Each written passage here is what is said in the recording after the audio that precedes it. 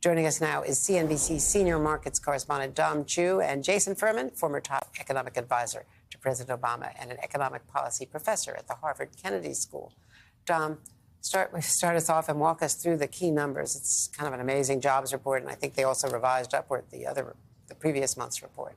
They did, Andrea, to that point. Not many people at all, expert-wise, economist-wise, were forecasting for this level of jobs growth, especially with all the narratives around strikes and work stoppages around the country for the last several months.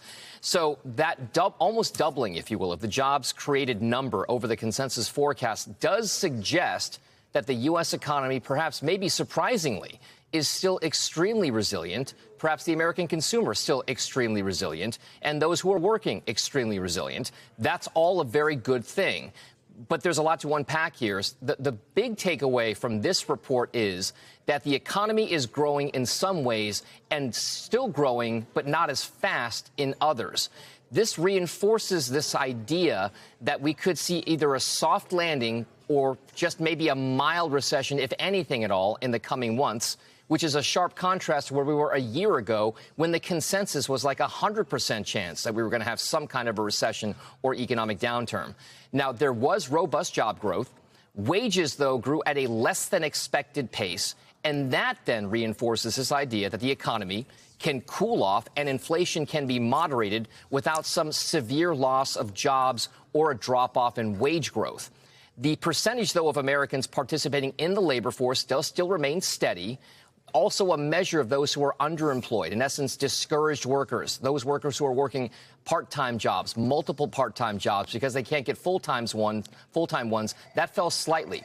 Where the job creation was, as you can see in that graphic there, it was leisure and hospitality, 96,000 jobs there. Government added 73, healthcare, 41, professional services gained around that much as well there. You can kind of see 29,000. The prior 2 months you alluded to, Andrea, revised upward by a combined 119,000 more than was previously reported.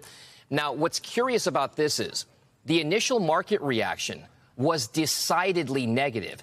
Interest rates skyrocketed and stocks fell relatively sharply because some believe that this means the Fed might have to raise rates a little bit faster. But still, though, the markets have turned around fairly dramatically. We are now at session highs and solidly in positive territory, Andrea, as the day has progressed. We'll see if that sticks.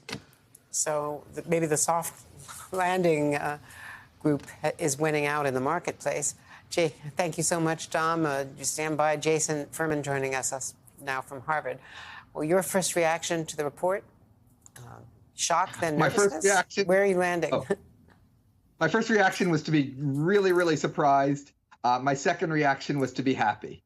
And it takes a lot for me to let myself be happy with a report like this. There's this ghoulish temptation to say good news is bad news because it's going to put pressure on the Fed, put pressure on interest rates. But in this case especially, I do not think that ghoulish reaction is the right one. I think in this one, the good news was good news, because what we're seeing in this economy is labor supply is increasing. There's more people making themselves available for jobs. There's employers willing to hire them.